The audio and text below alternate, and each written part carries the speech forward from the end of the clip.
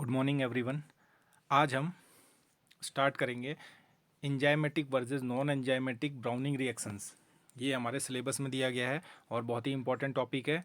इससे इससे एग्ज़ाम में दो तीन से तीन क्वेश्चन दो तीन क्वेश्चन आ सकते हैं और हम क्या करेंगे, इसको अच्छे से पढ़ेंगे। आइए स्टार्ट करते हैं। और हाँ, ब्राउनिंग रिएक्शंस क्या हैं? Are chemical processes that affect food appearance, flavour and quality. Browning प्रतिक्रिया ऐसी रासायनिक प्रक्रिया हैं जो भोजन के रंग, स्वाद और गुणवत्ता को प्रभावित करती है। ब्राउनिंग रिएक्शन का मतलब ये होता है कि जिससे हमारा जो खाद्य पदार्थ है वो क्या हो जाता है, उसका रंग बदल जाता है। रंग बदल के भूरा इस तरीके से हो जाता है और ये या ब्लैकनिंग इस तरीके की वो आ जाती है, उसमें कलर आ जाता है, जिससे कि वो देखने में बिल्कुल भी उसकी गुणवत्ता ख़राब हो जाती है और अब जो उसका अट्रैक्शन है, आकर्षण है, वो ख़त्म हो जाता है और उसकी वैल्यू कभी क्या होती है, ब्राउनिंग के वजह से कारण से घटती है। और हम जो ये ब्राउनिंग रिएक्शन पढ़ेंगे, ये दो तरीके की पढ़ेंगे। इसमें एक होगी एंजाइमेटिक और नॉन एंजाइमेटिक। मैं आपको ये बता दूं कि जो भी ये रिएक्शंस हैं, चाहे ब्राउनिंग रिएक्शन है, अब जैसे ब्राउनिंग रिएक्शन है और आगे एक टॉपिक और आएगा जैसे फर्मेंटेड नॉन फर्मेंटेड टॉपिक है, और ये जैसे ब्राउनिंग भी है। कभी कभी इस तरीके की जो रिएक्शंस होती हैं, ये हम पे डिपेंड करता है कि हम उसको किस तरीके से यूज़ करें, क्योंकि सारी रिएक्शंस क्या होती हैं, हमेशा उसको क्या है, ख़राब नहीं करती हैं। कुछ क्या होता है, उससे हमें उसका फ़ायदा भी उठाना, हम उससे क्या करते हैं कि इस ब्राउनिंग से हम उसका फ़ायदा, उसका कलर के लिए हमें लानी है तो उस तरीके से यूज़ कर सकते हैं। हमेशा क्या होगा, नुकसान ही नहीं है, हम उसको उसका क्या है, उसका उस कमी का हम उससे फ़ायदा भी ले सकते हैं। आइए अब आगे देखते हैं कि किस तरीके की ये ब्राउनिंग रिएक्शंस हैं। तो जो ये दो तरीके की रिएक्शंस है ब्राउनिंग, इसमें है पहली एंजाइमेटिक है, जो एंजाइम ड्रिवन है। मतलब ये है कि जो एंजाइम के द्वारा संचालित रहती है, मतलब एंजाइम आधारित होती है। और जो दूसरी है नॉन एंजाइमेटिक, इसमें क्या होता है कि एंजाइम काम नहीं करता है, सिर्फ ये क्या होता है, केमिकल बेस्ड होता है, जो अंदर रासायनिक प्रक्रिया होती है, उससे ये क्या होता है, ये ब्राउनिंग आ रही होती है। आइए आगे देखते हैं। देखिए एंजाइमेटिक ब्राउनिंग क्या है। Enzymatic browning occurs due to the enzyme activity, mainly polyphenol oxidase. ये ध्यान रखना है, ये क्वेश्चन बन सकता है कि जो एंजाइमेटिक ब्राउनिंग है ये किस एंजाइम की वजह से होता है। अब आपको एंजाइम तो हम पढ़ रहे हैं, ये सारा एंजाइम के ये जैसे एंजाइमेटिक ब्राउनिंग है, तो हमें क्या होना चाहिए, एंजाइम पता होना चाहिए कि एंजाइम आखिर एंजाइम क्या होता है। एंजाइम क्या होता है, ये क्वेश्चन भी आ सकता है। एंजाइम क्या होते हैं, ये प्रोटीन्स होते हैं। ये क्या होते हैं, प्रोटीन्स होते हैं। और ये क्या करते हैं कि ये इनके स्पेशल कुछ कार्य होते हैं, जिनसे जैसे हमारी बॉडी में होते हैं एंजाइम्स होते हैं जो फूड को डाइजेशन करने में मदद करते हैं, और वो क्या होते हैं, प्रोटीन से बने होते हैं। और एक इनके लिए कहावत भी कही गई है कि सारे एंजाइम्स जो होते हैं वो सारे जो एंजाइम्स होते हैं वो प्रोटीन्स होते हैं, बट जबकि जो सारे प्रोटीन्स हैं वो एंजाइम नहीं होते हैं। और इस पहेली को आप इस वाक्य को आप फुर्सत से लिख के समझिएगा और थोड़ा सा खुद आप इंटरनेट यूज़ करके उसको सर्च कीजिएगा कि ये किस आशय में कहा गया है। तो आप इसको जनरल तो आप ये ध्यान रख सकते हैं कि ये एंजाइम्स हैं जो विशेष कार्यों में मदद करते हैं, रिएक्शंस को करते हैं। और ज़रूरी नहीं है, वो फ़ायदेमंद रिएक्शंस भी हो सकती हैं और नुकसानदायक रिएक्शंस भी हो सकती हैं। फ़ायदा हमें, अब वो हम पे डिपेंड करता है कि हम उसका फ़ायदा उठाते हैं। आइए, और ये है जो इसमें एंजाइम होता है, इसका नाम होता है पॉलीफिनॉल ऑक्सीडेज, पीपीओ। इसका भी ये भी इंपॉर्टेंट क्वेश्चन बन सकता है कि क्या है कि और पॉलीफेनॉल ऑक्सीडेज किस चीज़ के लिए जाना जाता है, तो इंजाइमेटिक ब्राउनिंग के लिए जाना जाता है। और मैं आपको इसी टॉपिक से एक और क्वेश्चन देता हूँ, वो आपके के लिए मैं इसके क्या करता हूँ, होमवर्क दे देता हूँ। तो वो है कि आप ये बताएंगे कि एंजाइम के जो जो खोज करता है वो कौन है। ये आप कमेंट बॉक्स में कमेंट करके लिखेंगे। और आइए अब मैं अगला पॉइंट डिस्कस करता हूँ, oxygen reacts with phenolic compound. जो ये होते हैं ये क्या होता है कि इसमें ये रिएक्ट करते हैं, ऑक्सीजन रिएक्ट करती है फिनोलिक कंपाउंड से। जो फिनोलिक कंपाउंड उस खाद्य पदार्थ में, जैसे फूड में मान लीजिए सेब में है, तो वो क्या करेगा, ब्राउन, ये फिर क्या होगा, ऑक्सीजन के साथ रिएक्ट करके ये ब्राउन कलर्ड मेलेनिन्स बनाएंगे, मेलेनिन बनाती है। और इसका क्या है देखिए, और ये किस में होती है, कॉमन एप्पल्स में है, बनाना में है। आपने देखा होगा बनाना अगर आप काट के, आपने देखा होगा वो अगर आप छोड़ दें उसको, तो वो क्या होना है, ब्लैकनिंग ब्राउनिंग आने लगती है। पोटैटोज़ में भी इसी तरीके से होता है, एप्पल्स में होता है, और भी जैसे हैं जैसे आपके कटहल हैं और सब्जियां भी हैं, इनमें आपने देखा होगा कि ब्राउनिंग आती है। और ये किस कारण आती है, ऑक्सीजन, ये जो फेनोलिक जो इसमें कंपाउंड है, ये रिएक्ट किससे करता है, ये ऑक्सीजन से रिएक्ट करता है और मेलेनिन बनता है, ये ध्यान रखिएगा, ये इंपॉर्टेंट है। इसमें से 2-3 क्वेश्चन घुमा के कुछ ना कुछ पूछ सकता है, आगे पीछे चेंज करके आप लोगों को कंफ्यूज करने के लिए कुछ पूछ सकता है, इसलिए आपको इनको क्या करना है, इस पॉइंट को बिल्कुल ध्यान से देखना है। आइए अगली स्लाइड की ओर चलते हैं। देखिए, मैकेनिज्म ऑफ एंजाइमेटिक ब्राउनिंग, अब ये मैकेनिज्म है, मैकेनिज्म किस तरीके से होता है देखिए, मैकेनिज्म तब सबसे पहला स्टेप है मैकेनिज्म का, एंजाइमेटिक ब्राउनिंग प्रक्रिया का, कि क्या है कि सेल का डैमेज। अब देखिए आपने मान लीजिए आपकी ब्राउनिंग तभी तो होगी जब आप आलू छिलके रखेंगे या सेल को उसको डैमेज करेंगे तभी तो होगा। केला आप छिलके रखेंगे तो तब ब्राउनिंग होगी।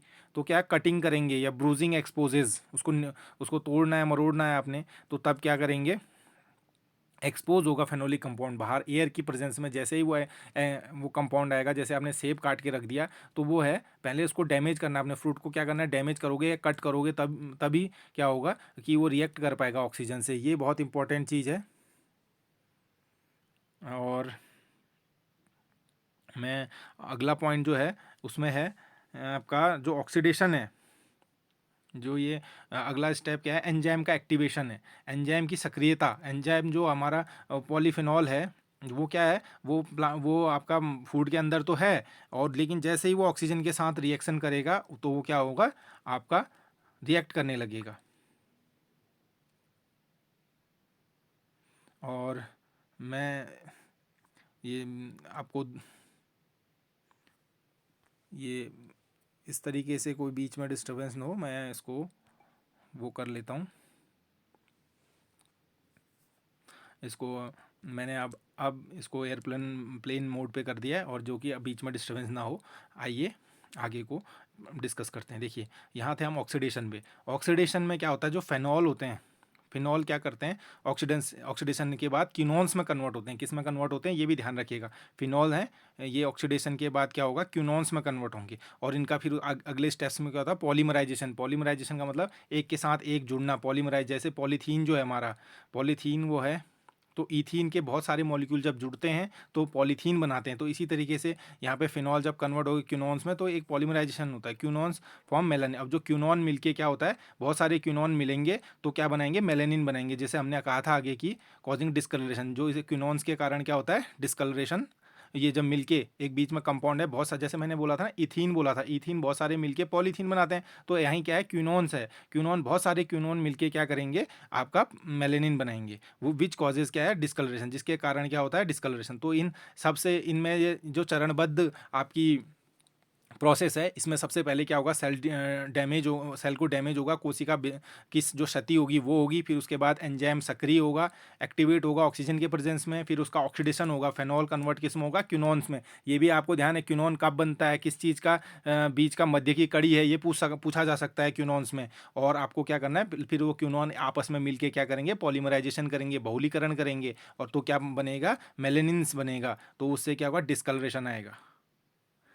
आइए अगली स्लाइड में चलते हैं। मुझे लगता है आपको ये अब समझ में आ गया होगा, वरना आप इसको रिवाइंड करके देख लीजिएगा। देखिए, what is non enzymatic browning. अब क्या पूछ रहा है, देखिए अगला जो इसका पार्ट था वो है नॉन एंजाइ, क्या है कि नॉन एंजाइमेटिक ब्राउनिंग क्या है, पूछ रहा है ये। तो देखिए, non enzymatic browning is a chemical reaction, क्या है, केमिकल रिएक्शन है, नॉट डिपेंडेंट ऑन एंजाइम। ये क्या है, केमिकल रिएक्शन है, ध्यान रखिएगा। नॉन एंजाइमेटिक, नॉन शब्द से ही पता लग रहा है कि एंजाइम यूज़ नहीं हो रहा है, लेकिन ब्राउनिंग हो रही है। तो वो ब्राउनिंग किसके कारण हो रही है, केमिकल के कारण हो रही है। और ये देखिए, और इस तरह अब जो सबसे इम्पोर्टेंट जो इसमें क्वेश्चन है, आप उनको देखिएगा, मैं आपको आपके अंडरलाइन कर देता हूँ। जो ये स्लाइड्स हैं, हर एक स्लाइड में कुछ ना कुछ, कुछ नहीं बहुत ज़्यादा इनमें क्या है, इंपॉर्टेंट क्वेश्चंस हैं। वो कौन कौन से क्वेश्चन हैं मैं आपको बताता हूँ। आइए, यहाँ पे आपको हम ये देखिएगा जो पहला है मेलार्ड रिएक्शन। मेलार्ड रिएक्शन जो होती है ये इंपॉर्टेंट है, इसका इसका इसमें पूछ सकता है कि नॉन एंजाइमेटिक ब्राउनिंग में, नॉन एंजाइमेटिक ब्राउनिंग की को कौन सी रिएक्शन शो करती हैं, तो मेलार्ड रिएक्शन शो करती है, कैरेमलाइजेशन शो करता है, एस्कॉर्बिक एसिड ऑक्सीडेशन शो करता है। तो ये तीन तरीके की दिखाते हैं, और कैसे करते हैं इसका जो मेन मैकेनिज्म है वो मैं आगे की स्लाइड्स में आपको डिस्कस करूंगा। और ये किस के कारण होता है, देखो कुकिंग के कारण अगर ये जो तीन ये सारी रिएक्शंस हैं, ये जो नॉन एंजाइमेटिक ब्राउनिंग रिएक्शन है ये किसके वजह से होती है, कुकिंग के वजह से होती है, बेकिंग के वजह से होती है, और फूड प्रोसेसिंग की वजह से होती है ये रिएक्शन। इसमें ध्यान रहे कि एंजाइम का कोई रोल नहीं होता है इस वाली, इसमें क्या होता है, कुकिंग। कुकिंग जो जो जो इसमें आपको दिख रहा है वो क्या है, कुकिंग का सारा रोल है इसमें, और बेकिंग का है, और प्रोसेसिंग का है, मतलब हीट का भी है। आगे को मैं आपको अच्छे से इसको समझाऊंगा। आइए अगली स्लाइड में चलते हैं। देखिए mechanism of non enzymatic browning, जो अगले पिछली स्लाइड में हमने देखा था कि उसने हमें पॉइंट बताए थे किस कारण होती है, केमिकल्स की वजह से होती है। अब हम उसका मैकेनिज्म पढ़ेंगे। तो मेलार्ड रिएक्शन ये बहुत ही इंपॉर्टेंट है, इसको आप बिल्कुल छोड़ेंगे नहीं, बिल्कुल ये ध्यान रखिएगा कि अगर ब्राउनिंग वाले अगर उससे आता है तो जो ये स्लाइड है इससे ज़रूर ब्राउनिंग, अगर रिएक्शंस पे अगर क्वेश्चन आता है एंजाइमेटिक या नॉन एंजाइमेटिक पे, तो इससे क्वेश्चन ज़रूर आने के बहुत ज़्यादा चांसेस हैं। तो ये है मेलार्ड रिएक्शन। मेलार्ड रिएक्शन किसको बोलता है, वो Maillard reaction between reducing sugar and amino acids. क्या रिएक्शन है, किस किस के बीच की मेलार्ड रिएक्शन किसको बोलता है, वो रिड्यूसिंग शुगर। अब रिड्यूसिंग शुगर और एमिनो एसिड की बात आई, तो रिड्यूसिंग शुगर आप कैसे पहचानेंगे, मैं आपको बताता हूँ कि आप रिड्यूसिंग शुगर कैसे पहचानेंगे। मैं इसको कलर्ड कर लेता हूँ। रिड्यूसिंग शुगर और जो आपका वो है मेलार्ड, जो इसका रिड्यूसिंग शुगर है, रिड्यूसिंग शुगर में आप ले लेंगे जैसे शुगर आपके होते हैं, मान लीजिए जो ग्लूकोज है, जैसे ग्लूकोज है, फ्रक्टोज है, या रेफिन, ये हमारी ये हैं राइबोज शुगर हैं, तो ये क्या होती हैं, रिड्यूसिंग शुगर होती हैं। और अमाइनो एसिड्स, अमाइनो एसिड्स आपको रिड्यूसिंग अमाइनो एसिड्स का भी थोड़ा सा ज्ञान होना चाहिए, प्रारंभिक ज्ञान होना चाहिए। तो उसमें आपको क्या है, जैसे आपके पास जो अमीनो एसिड्स होती हैं ये प्रोटीन को बनाने में की बिल्डिंग ब्लॉक होते हैं, मतलब ये इन्हीं का बहुलीकरण करके हम, अमीनो एसिड्स का बहुलीकरण करके हम प्रोटीन बनाते हैं। या जो हमारा डीएनए है, डीएनए भी हमारा प्रोटीन से बना हुआ है। तो ये क्या है, उसके उसके छोटी ईंटें हैं जिनसे हम बड़ा करके मकान बना सकते हैं। तो देखिए अब अमीनो एसिड्स में आपको सिंपल जो सबसे सिंपल हमारी जो जो सिंपल हमारी रिएक्शंस है उसमें उसमें ये है, इसमें आपको क्या करना है कि मैं आपको बताता हूँ इसमें आपको क्या कर। आइए फ्रेंड्स, मैं आपको एक बार फिर से रिड्यूसिंग से शुगर थोड़ा बहुत और समझा देता हूँ। जैसे जो रिड्यूसिंग शुगर है, सबसे पहले ये मानिए, आपको ये पता होना चाहिए कि शुगर क्या चीज़ है। देखिए शुगर क्या होता है, चीनी। शुगर चीनी है से हमें सिंपल, अगर एक नॉर्मल किसी भी एक आम इंसान से पूछा जाए तो उसके दिमाग में सबसे पहले क्या बात आती है कि चीनी, शुगर क्या है, चीनी है। और उससे थोड़ा सा आगे क्लास 10th के बच्चे से, या उससे थोड़ा आगे 12th के बच्चे से अगर हम पूछेंगे तो शुगर चीनी क्या है, तो वो बताएगा कि ये है सुक्रोज़। जो गन्ने का जो, और उससे और उसको उसको आप थोड़ा सा और आगे बच्चे से पूछेंगे, कॉलेज गोअर से बोलेंगे तो वो बोलेंगे जो गन्ने का रस होता है, गन्ने का जो जूस होता है या रस होता है, गन्ने का रस है, ये क्या है, गन्ने का रस। ये देखिए गन्ने का रस है। अब आपको अब इसमें क्वेश्चन ये लिखा गया है, देखिए कि रिड्यूसिंग से शुगर, और यहाँ से आपका एक क्वेश्चन पुट अप हो सकता है पेपर में कि रिड्यूसिंग शुगर क्या होती हैं और नॉन रिड्यूसिंग शुगर क्या होती हैं। ऐसे ही अमीनो एसिड के बारे में एक सिंपल चीज़ पूछ सकता है वो, इसके स्ट्रक्चर के बारे में। जैसे और यहाँ पे भी शुगर, जैसे शुगर है तो शुगर के बारे में पूछ सकता है। तो जैसे सुक्रोज है, तो ये सुक्रोज जो है आपका, ये है आपका, इसके दो, ये डाइसैकेराइड है, सुक्रोज क्या है हमारा। और ये भी पूछ सकता है डाइसैकेराइड मतलब दो यूनिट से बन के मिला हुआ है, दो छोटी यूनिटों को मिला के बना है। तो वो दो छोटी यूनिट कौन सी हैं, ग्लूकोज है प्लस और क्या रहता है इसके साथ, फ्रक्टोज होता है। ग्लूकोज और OSE, देखिए ग्लूकोज और फ्रक्टोज है, इसको ध्यान से समझिएगा आप। तो यहाँ पे क्या है, देखिए आपका क्या है, ये हो गया सुक्रोज। ठीक है, इतना समझ में आ गया कि ग्लूकोज, अगर सुक्रोज का एक मॉलिक्यूल टूटेगा, आप उसको क्या उससे क्या बनेगा आपका ग्लूकोज, और एक मॉलिक्यूल ग्लूकोज का बनेगा, एक मॉलिक्यूल फ्रक्टोज का बनेगा। अब ये ग्लूकोज का आपका मॉलिक्यूल किस तरीके से होता है ये ध्यान रखिएगा। आपने अपनी 12वीं की क्लास में आपने पढ़ा होगा कि इसमें क्या होते हैं, आपके 6 कार्बन की एक चेन होती है। एक यहाँ पे कार्बन है, एक कार्बन यहाँ पर है, दूसरा, ये तीसरा, ये चौथा ले लीजिए, ये पांचवा ले लीजिए, और यहाँ पे छठा होता है CH2OH ग्रुप यहाँ पे होता है। तो ग्लूकोज ये हो गया। ऐसे ही जो होता है फ्रक्टोज होता है आपका, तो इसमें क्या, इसमें भी क्या है, 6 कार्बन है, एक एक ये हो गया, और यहाँ पे इसमें क्या होता है, यहाँ पे डबल बॉन्ड ऑक्सीजन होता है इससे जुड़ा हुआ। और जो यहाँ पे है, यहाँ पे ये है C डबल बॉन्ड ऑक्सीजन होता है जैसे, और हाइड्रोजन होता है यहाँ पे। और ये जो यहाँ पे है OH, ऐसे H दूसरे, ये जो ऐसा है यहाँ पे आपका क्या आ जाता है, ये दूसरे में चेंज होता है इस तरीके से। फिर यहाँ H और OH, इस तरीके से क्या है इसका स्ट्रक्चर है। ये स्ट्रक्चर मैं आपको क्यों बता रहा हूँ, ये इसका भी एक रीज़न अभी बताऊँगा मैं आपको। इस तरीके से होता है। तो कल के दिन वो आपसे पूछ सकता है कि भाई ग्लूकोज के मॉलिक्यूल में कौन कौन से फंक्शनल ग्रुप होते हैं। जो ये OH ग्रुप होता है, ये होता है अल्कोहल के लिए। किसके लिए होता है, अल्कोहल के लिए होता है। और ये जो CHO ग्रुप है, ये देखिए जो CHO ग्रुप है, ये किस लिए होता है, ये जो अब मैं आपको कलर चेंज करके दिखाता हूँ। हाँ, ये देखिए जो आपका ये CHO ग्रुप है, ये जो आपका CHO ग्रुप है, ये क्या करता है, देखिए ये जो CHO ग्रुप है, इसको हम बोलते हैं एल्डिहाइड ग्रुप। क्या बोलते हैं, एल्डिहाइड ग्रुप। क्या होता है एल्डिहाइड, एल्डिहाइड ग्रुप क्या होता है, ये यहाँ से जुड़ा होगा, ये डबल बॉन्ड ऑक्सीजन होगा और हाइड्रोजन होगा। और ऐसे ही क्या होता है, कीटोन ग्रुप होता है।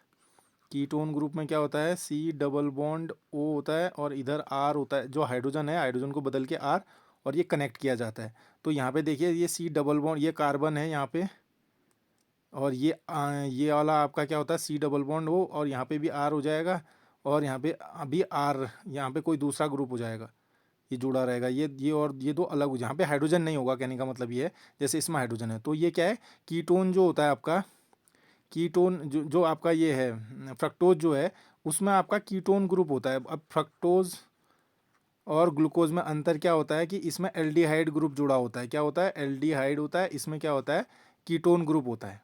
ये ध्यान रखेंगे। अल्कोहल को OH ग्रुप से दिखाते हैं, और एसिड ग्रुप को किससे दिखाया जाता है, COOH। कार्बोऑक्जिलिक को क्या दिखा जाता है, इसको एसिड ग्रुप बोलते हैं, और कार्बोऑक्जिलिक, कार्बोऑक्जिलिक, कार्बोऑक्जिलिक एसिड है ये आपको फंक्शनल ग्रुप का कि वो पीछे को किस कैसे उसको रिप्रेजेंट करते हैं ये पता होना चाहिए। जैसे OH लिखा है तो इसका मतलब है कि ये, इसको ऑल भी पढ़ते हैं, और अल्कोहल के लिए होता है। ये किसके लिए होता है, अल्कोहल, लास्ट में ऑल आ रहा है देखो इसके भी। तब यहाँ पे एसिड है, कार्बोऑक्जिलेट, COH को कार्बोऑक्जिलेट से दिखाएंगे। CHO को किससे दिखाया, जहाँ पे भी CHO दिखेगा आपको मतलब एल्डिहाइड है। और जहाँ पे आपका COR मान लीजिए, ये डबल बॉन्ड है, ये डबल बॉन्ड में होता है ऑक्सीजन। यहाँ पे भी अगर हम इसको दिखाएंगे ऐसे, तो ये हमारा ऑक्सीजन डबल बॉन्ड से होता है, और यहाँ पे हाइड्रोजन होता है। तो मैं आपको बताता हूँ, आइए। जो ग्लूकोज है और फ्रक्टोज है, ये रिड्यूसिंग क्यों बोला इसने, देखिए रिड्यूसिंग इसलिए बोला क्योंकि जो ये ग्रुप है इसके साथ देखिए डबल बॉन्ड है, इसको रिड्यूस करके क्या होता है, हाइड्रोजन जोड़ दिया जाता है। रिड्यूसिंग और ऑक्सीडाइजिंग एजेंट आपका क्या है, आपके सिलेबस में भी दिया गया है, क्वेश्चन बन सकता है। देखिए आप कैसे बताएंगे कि ये रिड्यूसिंग है नहीं है, कि इसका ये एक बॉन्ड तोड़ के आप इसमें OH जोड़ देंगे तो क्या हो जाएगा, ये अल्कोहल बन, ये इसमें अगर आप OH, इसको एक डबल बॉन्ड तोड़ के ये OH बन जाएगा, तो इससे एल्डिहाइड से आप क्या कर सकते हैं, अल्कोहल बना सकते हैं। कैसे, ये देखिए C था, यहाँ पे बताता हूँ मैं आपको, इधर इधर इधर साइड बता देता हूँ।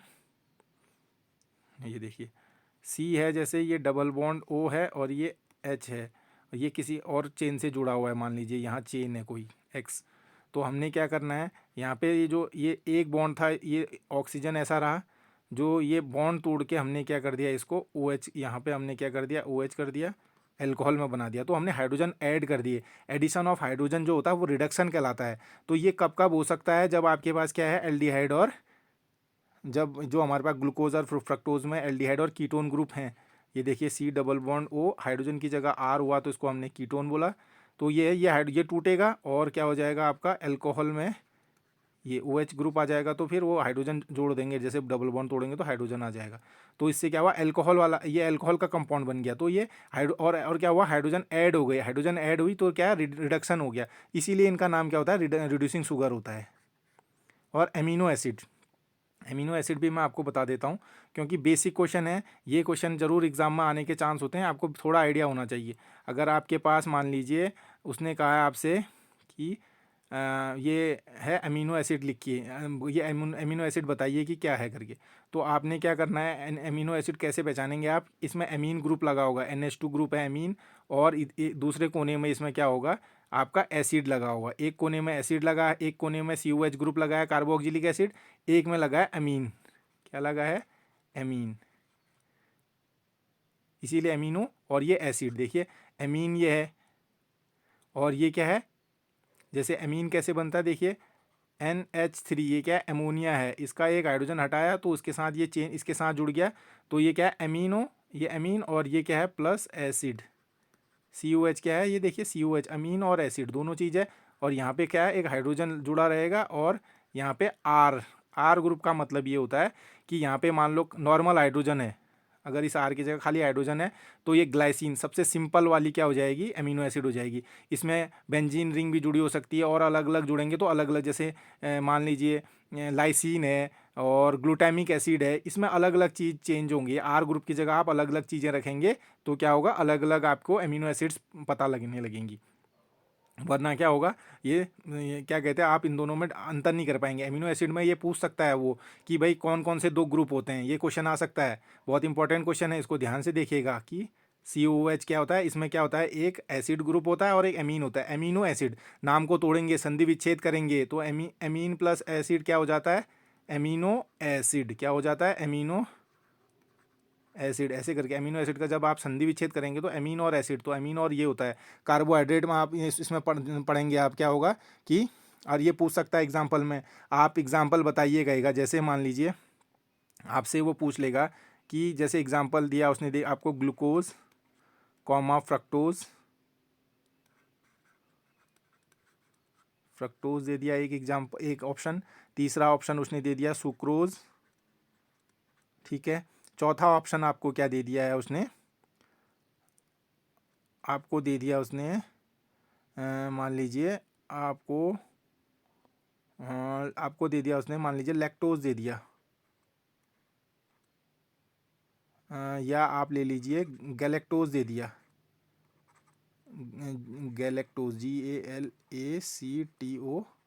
GALACTOSE। अब वो ये पूछेगा इनमें से बताइए, कहेगा कि आपसे कि नॉन रिड्यूसिंग शुगर कौन सा है। तो आप इन चारों ऑप्शन में से बताएंगे सुक्रोज। क्यों सुक्रोज, अभी तो मैंने बताया सुक्रोज आपका ये है, इसके दो टुकड़े होते हैं ग्लूकोज, लेकिन जब ये सुक्रोज होती है ना, इसमें मैंने कहा एल्डिहाइड और कीटोन है, तो ये दोनों आपस में चिपके रहेंगे, तो इनके एल्डिहाइड और कीटोन ग्रुप फ्री नहीं होंगे कि इसमें हाइड्रोजन जोड़ा जा सके। तो क्या होगा, इसलिए क्या होगा, जो सुक्रोज है ये नॉन रिड्यूसिंग शुगर है, और जो ग्लूकोज है, क्योंकि ग्लूकोज मतलब सिंगल मॉलिक्यूल है, तो इसके पास एल्डिहाइड फ्री है, इसके एल्डिहाइड को हाइड्रोजन अटैक कर सकता है और अल्कोहल बना देगा, तो उससे क्या है, इसको रिड्यूस किया जा सकता है। और ऐसे ही कीटोन को भी, इस साइड कीटोन रहता है इस वाले ग्रुप में, 6 कार्बन होंगे इसमें फ्रक्टोज में भी, और इसको क्या करेंगे, इसको आप रिड्यूस करवा सकते हैं, लेकिन अगर जुड़ जाएगा तो फिर आपको उसको नहीं करा सकते हैं। ये बिल्कुल ध्यान रखना आपने। जो जैसे मान लीजिए आपको स्टार्च दे देगा, तो स्टार्च में भी क्या होगा कि वो भी साथ में वो मिला रहा है, और या कोई रिंग वाला कंपाउंड है, तो उसको अगर रिंग कह रहा है तो वो कार्बन जो उसका एल्डिहाइड या कीटोन ग्रुप है वो फ्री नहीं है। सिंपल सी बात ये है कि एल्डिहाइड कीटोन ग्रुप उसका अगर खाली फ्री है तो ये जुड़ा नहीं हुआ है, रिंग में अगर क्लोज हो रखा है, तो तब वो आप उसको क्या करते हैं, रिड्यूस नहीं कर सकते हैं। अगर आप वो सिंगल जैसे ग्लूकोज फ्रक्टोज, जो ये सिंगल मॉलिक्यूल होते हैं, ये एक सिंगल यूनिट होती है ना, ग्लूकोज फ्रक्टोज, ये मिलके ये आपका सुक्रोज ये और चीज़ बनाते हैं। तो आप क्या करेंगे, इसको ध्यान रखेंगे। और मैंने आपको बता दिया है, और आगे को अब हम इसको क्या करते हैं, थोड़ा सा डिस्कस करते हैं। आइए देखिए, तो मैं आशा करता हूँ कि आपको ये जो मेलार्ड रिएक्शन में हम क्या क्या यूज़ करते हैं ये पता होगा। शुगर करेंगे तो इसका मतलब, अब शुगर में हम सीधा लेंगे तो आप किसको ले लेंगे, रिड्यूसिंग शुगर को लेंगे। रिड्यूसिंग शुगर कौन सी है, या तो आपने क्या ले लिया, ग्लूकोज ले लिया, मान लो ग्लूकोज ले लिया, और अमीनो एसिड लेंगे। क्या लेंगे, इन दोनों का रिएक्शन कराएंगे, अमीनो एसिड का, अमीनो एसिड। अब ये आएंगे कहाँ से आपके पास, आप कहेंगे मेलार्ड रिएक्शन हम कैसे करा पाएंगे, हमारे पास ना तो ग्लूकोज है ना तो ये कहाँ पे होगा। मान लीजिए आपने एक अमीनो एसिड किस में आ गया, आटे का कुछ बन गया, आपने मान लिया आटे का आपने वो ले लिया, डो ले लिया, मतलब गुदा हुआ आटा ले लिया, और उसमें क्या मान लो थोड़ी चीनी डाली हुई है, आपने इसी डो में क्या चीनी मिला दी। तो और इसको आप बेक करेंगे, हीट टेम्परेचर देंगे, तो क्या होगा कि आपकी मेलार्ड रिएक्शन हो जाएगी। और आपने देखा होगा जो बन बिस्किट होती हैं, उसका जो ब्राउन बन का कलर देखिएगा, ब्राउन हो जाता है वहाँ पे, बाहर बाहर जो ब्राउन ऊपर वाले जो सर पे जहाँ पे हीट पड़ेगी ज़्यादा, ब्राउन कलर आ जाता है। उससे वो डेली थोड़ा सा अच्छा सा दिखता है। आपने अगर देखा होगा बर्गर्स के ऐड देखे होंगे, तो उसमें ब्राउन तरीके की जो ब्रेड लगी वो दिखती है, तो वो इसके वजह से ही होती है, मेलार्ड रिएक्शन की वजह से होने लगती है, भूरा रंग देने लगती है। तो आप क्या करेंगे, ध्यान रखेंगे। तो आगे अगला मैं कैरेमलाइजेशन बताता हूँ, ये भी इसी का एग्जांपल है नॉन एंजाइमेटिक का। कैरेमलाइजेशन में क्या होता है, अब जब शुगर ही शुगर है, हमने क्या करना है, शुगर ले ली, ये चीनी ले ली, इसको क्या किया, हाई टेम्परेचर में हमने क्या किया, हाई टेम्परेचर में हमने इसको हाई टेम्परेचर दी। यहाँ हमारे पास मान लीजिए चीनी रखी हुई है और हमने इसको गर्म किया है, तो कैरेमल हाई टेम्परेचर में अगर आप चीनी को करेंगे तो कैरेमल रंग आने लगेगा, कैरेमल भूरा भूरा सा आएगा। ध्यान से करना होता है, जलने की वो ना आ जाए। और ऐसे ही क्या होता है, ascorbic acid oxidation. Ascorbic acid क्या होता है, विटामिन सी होता है। विटामिन सी का क्या होता है, इसको भी अगर आप विटामिन सी इसका ऑक्सीडेशन होने लगेगा तो क्या होगा कि विटामिन सी का भी डिग्रेडेशन होने से क्या होने लगेगा, एस्कॉर्बिक एसिड ऑक्सीडेशन होने लगेगा। और ये भी एक क्या है, ब्राउनिंग रिएक्शन है, ये ध्यान रखिएगा। आइए अब मैं आपको अगली स्लाइड में ले चलता हूँ। की डिफरेंस है, मुख्य अंतर क्या है एंजाइमेटिक और नॉन एंजाइमेटिक रिएक्शंस में। देखिए एंजाइमेटिक और नॉन एंजाइमेटिक रिएक्शन में क्या डिफरेंस है कि ये एंजाइमेटिक इज एंजाइम ड्रिवन। ये क्या है, एंजाइम से क्या होती है, ड्रिवन होती है, जो एंजाइम होते हैं वो चलाते हैं इसको। नॉन एंजाइमेटिक में क्या होता है, केमिकल के वजह से हो रहा होता है ये ध्यान रखिएगा, केमिकलों का रिएक्शन है ये नॉन एंजाइमेटिक। ट्रिगर मतलब किसके वजह से स्टार्ट होती है, enzymatic occurs in fresh food. किस में होती है, फ्रेश, जो केला अभी काटा आपने या सेब अभी काटा तो क्या होता है, फ्रेश फ्रूट में होगा। बासी फ्रूट में है तो कुछ नहीं होगा, वो पहले से सड़ रखा होगा, वो हो जाएगा ना ब्राउनिंग, वो अजीब वो हो रहा रहेगा, तो उसमें नहीं होगा, ऑक्सीजन से रिएक्ट ही नहीं करेगा। Non enzymatic occurs with heat ही, जब तक हीट नहीं मिलेगी आपका नॉन एंजाइमेटिक ब्राउनिंग नहीं होगी। और देखिए एंजाइमेटिक एंजाइमेटिक के उदाहरण क्या है, एप्पल ब्राउनिंग। नॉन एंजाइमेटिक क्या है, टोस्टेड ब्रेड। टोस्टे वाली ब्रेड आपने देखी होगी, टोस्टर में लगाई जाती है, आपने टीवी एड्स में खुद भी आप आपके अगर घर पे हो तो आपने देखा होगा टोस्टेड ब्रेड कैसी ब्राउन तरीके की आ जाती है उसको। अब इसकी रोकथाम कैसे करना है, देखिए एंजाइमेटिक जो आपकी क्या है, एसिड है, क्या है एंजाइमेटिक में क्या है, आपने एसिड डाल देना है। एसिड मान लीजिए आपने सेब काटा और उसको एसिड वाले पानी में डाल दिया तो, या फ्रिज में रख लिया तो वो बच जाएगा। नॉन एंजाइमेटिक में टेम्परेचर को कंट्रोल करना है। नॉन एंजाइमेटिक मैंने क्या बताया कि टेम्परेचर के हिसाब से है, ज़्यादा टेम्परेचर रखेंगे आप, टेम्परेचर कंट्रोल नहीं करेंगे तो ज़्यादा ब्राउन हो जाएगी। मैंने आपको एक एग्जांपल कुछ स्लाइडों कुछ वीडियोस में पहले भी बताई थी, कि जिसमें मैंने आपको अपना अपना खुद का एग्जांपल बताया था कि हमने जब चाशनी बनाई थी तो वो सुपरवाइज़र के द्वारा छोड़ देने के कारण वो ब्राउन हो गई थी, लेकिन हमने उसका यूटिलाइज़ कर लिया था। लेकिन आप अगर स्मॉल स्केल में करते हैं या आपके स्टार्टिंग के डेज़ हैं तो आपको क्या होता है कि आपको नौकरी से हटाया भी जा सकता है। इसलिए आप ध्यान रखें, बिल्कुल लापरवाही ना करें और उस चीज़ को संभालने की कोशिश कीजिए, जिससे आपका और आपके ओनर का नुकसान ना हो। बिल्कुल ठीक से यूज़ करने का ऐसे स्टेप्स ना लें जिससे किसी भी तरीके का आपको क्या है फाइनेंशियल लॉस हो, वरना आपके घर से भी रिकवरी की जा सकती है। आइए प्रिवेंशन मेथड्स, रोकथाम के तरीके। आप देखिए एंजाइमेटिक ब्राउनिंग को रोकने का क्या तरीका है कि आपको क्या करना है, लोअर पीएच यूजिंग उसको उस सॉल्यूशन का उसमें लेमन जूस, नींबू डाल के या साइट्रिक एसिड डाल के एक घोल बना लेना है। ऐसा करके आप उसमें अगर उस कटे हुए फलों को डालेंगे तो कोई दिक्कत नहीं आएगी। या इसको कोल्ड टेम्परेचर, ठंडे टेम्परेचर में रेफ्रिजरेटर कर देंगे तब भी कोई दिक्कत, तब भी बच जाएगा। एंटीऑक्सीडेंट्स यूज़ करेंगे, एस्कॉर्बिक एसिड या ये करेंगे तो इससे भी क्या हो जाएगा, एंजाइमेटिक ब्राउनिंग बच जाएगी। जो नॉन एंजाइमेटिक ब्राउनिंग है वो क्या होगी, केमिकल, वो कंट्रोल करना है कुकिंग टेम्परेचर में। आपने ज़्यादा जला दिए, ज़्यादा देर तक टेम्परेचर हो गया तो बहुत ज़्यादा भूरा होने लगेगा और जलने की जैसी स्मेल आने लगेगी उसको खाने में। Reduce exposure to oxygen, oxygen की में क्या करना है, इसमें से भी इसको भी क्या करना है, थोड़ा एक्सपोजर कम कर लेना है ऑक्सीजन का। आइए अगला करते हैं। समरी देखिए, सारांश। Browning reaction affect food appearance and taste. Browning reaction से क्या हो जाता है, अपीयरेंस ही खराब हो जाएगा तो कोई खाने को तैयार नहीं होगा और टेस्ट भी बिगड़ जाता है ब्राउनिंग रिएक्शन से। Enzymatic browning is enzyme driven, non enzymatic is chemical driven.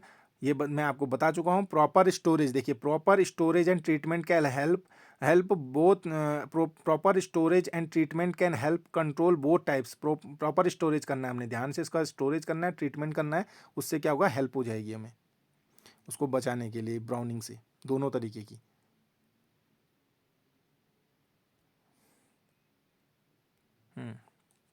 अब एमसीक्यू देखिए, मैं आपको एमसीक्यू की प्रैक्टिस करा देता हूँ।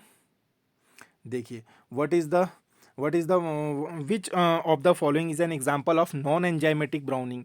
अब नॉन एंजाइमेटिक का बता रहा है ये, ब्राउनिंग का कौन सा होगा। देखिए, Apple turning brown, toasted bread, cut potato darkening या बनाना ब्राउनिंग।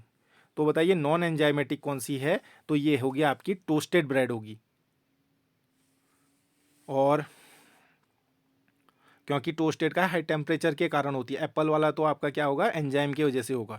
और कट पोटैटो डार्कनिंग भी एंजाइम की वजह से, बनाना ब्राउनिंग भी क्या है, तो वो एंजाइम की वजह से है, एंजाइम की वजह से पकता है, इसीलिए हम उसमें क्या आता है, अगर आर्टिफिशियल करानी है तो हम इथाइलिन यूज़ करते हैं। तो लेकिन वो क्या है, वो भी क्या करती है, एंजाइम को ही बूस्ट करती है। आइए अगला वाला, अगली स्लाइड देखते हैं हम। देखिए, which method reduces non enzymatic browning. अब कौन सा मेथड है जिससे नॉन एंजाइमेटिक ब्राउनिंग को क्या क्या किया जा सकता है, रिड्यूस किया जा सकता है। देखिए, पहला है कंट्रोलिंग कुकिंग टेम्परेचर से, या इंक्रीजिंग शुगर कंटेंट से, या रिड्यूसिंग एंजाइम एक्टिविटी से। अब नॉन एंजाइमेटिक है तो एंजाइम का तो कोई लेना देना नहीं है, तो और शुगर कंटेंट का भी कोई ऐसी कोई दिक्कत नहीं है मात्रा बढ़ाने से। तो हमने क्या चेंज करना है, कुकिंग टेम्परेचर को क्या करना है, तापमान को नियंत्रित कर देना है। तो ऑप्शन ए क्या हो जाएगा, बिल्कुल ऑप्शन ए हो जाएगा, ऑप्शन ए क्या हो जाएगा, करेक्ट हो जाएगा। आइए हम अगली स्लाइड में चलते हैं। देखिए, what is the final brown pigment formed in Maillard reaction. हाँ, ये क्वेश्चन है आपका, ये आपके लिए होमवर्क है। मैंने आगे एक्सप्लेन भी किया हुआ है इसको। इसमें आप ये बताएंगे final brown pigment formed in Maillard reaction में कौन सा है, ये आप उसमें बताएंगे, अपने होमवर्क में बताएंगे। और देखिए अगला क्वेश्चन है, which factor triggers non enzymatic browning. अब कौन सा फैक्टर है जो बढ़ावा देता है नॉन एंजाइमेटिक ब्राउनिंग को। तो ऑप्शन है एंजाइम एक्टिविटी, ऑक्सीजन एक्सपोजर, या हीट एंड रिड्यूसिंग शुगर, या वाटर लॉस। बताइए, तो हीट एंड रिड्यूसिंग शुगर क्या है, गर्मी और अवकाशशील शर्करा, मतलब इसको रिड्यूसिंग शुगर जो है, हीट और शुगर वो है, उसकी एक्टिविटी में क्या होगा, हीट की वजह से आप क्या करेंगे, इसको इसको इससे आपका ब्राउनिंग नॉन एंजाइमेटिक हीट के कारण होती है, तो इसको सी, ऑप्शन सी ले लेंगे आप। 18वां देखिए, what prevents enzymatic browning in fruits. Enzymatic browning in fruit को किससे बचाया जा सकता है, रोका जा सकता है। तो ऑप्शन है एडिंग सॉल्ट से, reducing pH using lemon juice, exposing to higher temperature, या क्या है, शक्कर मिलाना, एडिशन ऑफ शुगर। तो इसका आंसर क्या है, एंजाइमेटिक ब्राउनिंग को हम किससे रोक सकते हैं, रिड्यूसिंग पीएच से कर सकते हैं, यूजिंग लेमन जूस। आइए अगली स्लाइड की ओर चलते हैं।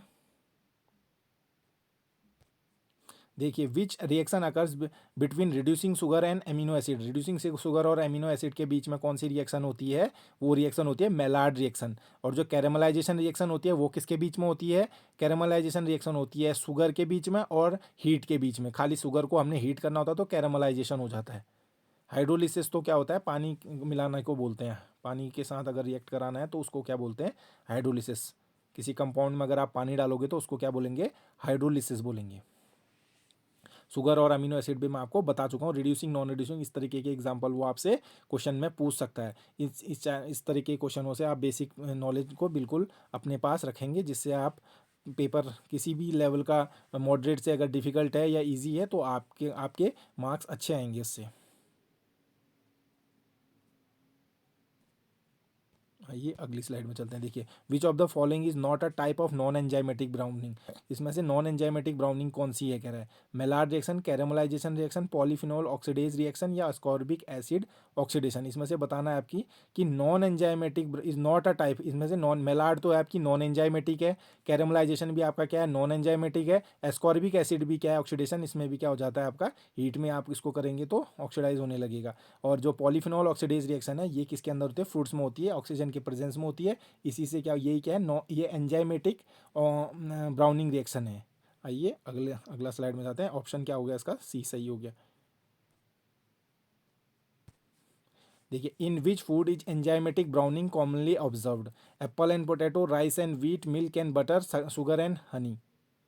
तो देखिए आप, एप्पल एंड पोटैटो में क्या है, इसका ऑप्शन क्या है, सही है। आइए और देख लेते हैं।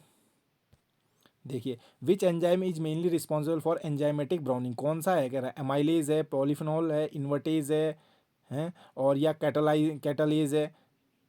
तो इसका आंसर क्या है, पॉलीफिनॉल ऑक्सीडेज है। एमाइलेज जो होता है हमारा मुंह पे होता है, जो हमारी जो स्लाइवा है, जो जिसे हम लार बोलते हैं, और उसमें हमारा एमाइलेज होता है, ये स्टार्च को मुंह में डाइजेस्ट करने के काम आता है।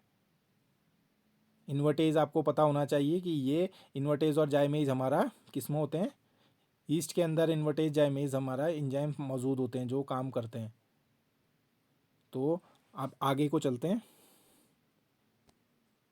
देखिए, what is the primary cause of enzymatic browning.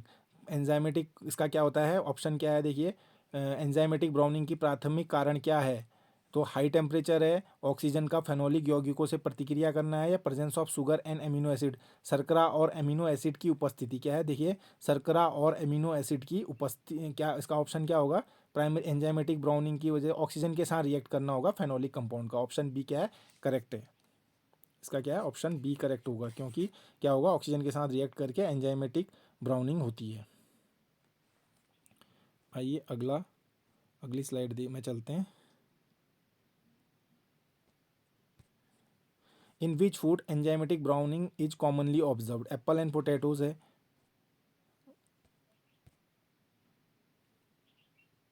कुछ क्वेश्चंस क्या लग रहे हैं इसमें, कर रिपीट लग रहे हैं।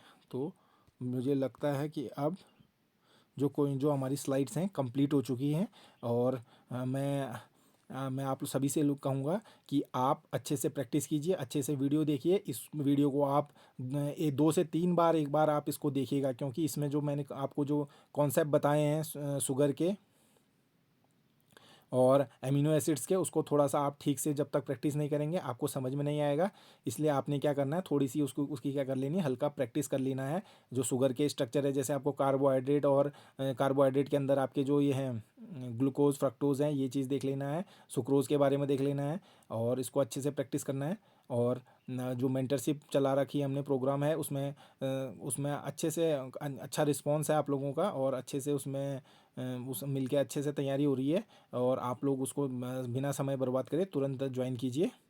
और आप जो आज जो आपको लग रहा है कि आप जो इसमें पैसा और समय इन्वेस्ट कर रहे हैं, ये कल के दिन आपके लिए फ्रूटफुल होगा, और आपको फ्यूचर में बहुत मदद करेगा। आप इस अपॉर्चुनिटी को जाने मत दीजिए। ये बहुत इंपॉर्टेंट अपॉर्चुनिटी है, और कम समय में आपको पढ़ना है।